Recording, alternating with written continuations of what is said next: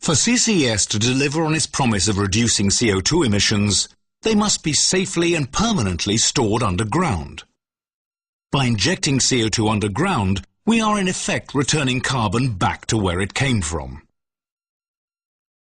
We extract carbon as coal, gas and oil, which are burnt to produce energy.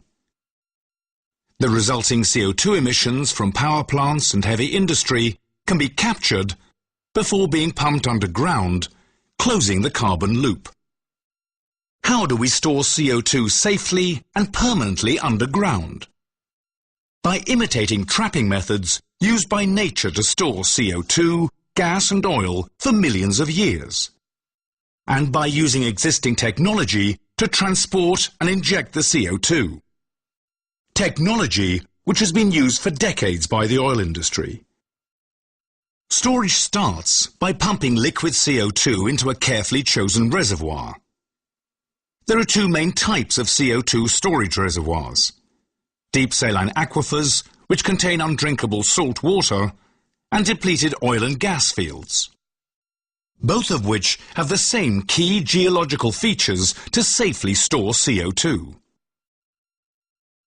A suitable CO2 storage reservoir needs a layer of porous rock at the correct depth to hold the CO2, sufficient capacity, and an impermeable layer of caprock to seal the porous layer underneath.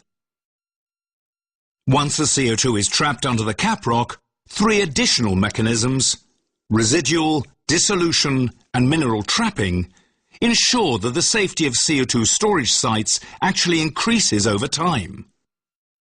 How do these mechanisms work? Some of the CO2 injected into the smaller pores simply cannot move, even under pressure. This is residual trapping. A portion of the CO2 dissolves into the salt water.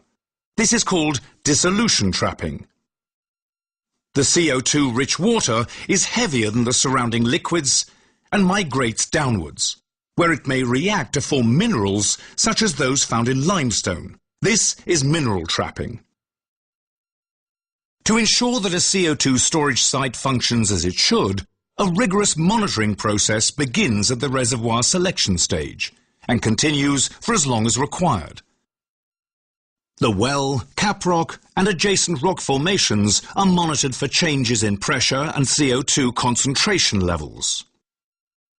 All of these systems ensure that response times are swift and decisive action can be taken when necessary. Monitoring continues even after a well is closed, and EU law requires that stored CO2 is kept safely and permanently underground. How much storage space do we have? Large potential CO2 storage sites exist all over the world. Europe alone can store 60 years of current annual CO2 emissions from power plants and heavy industry. So with careful site selection and monitoring, the safety of a CO2 storage reservoir increases over time. Time we will need to switch over to the sustainable energy systems of the future. ZEP, the EU's authority on CCS.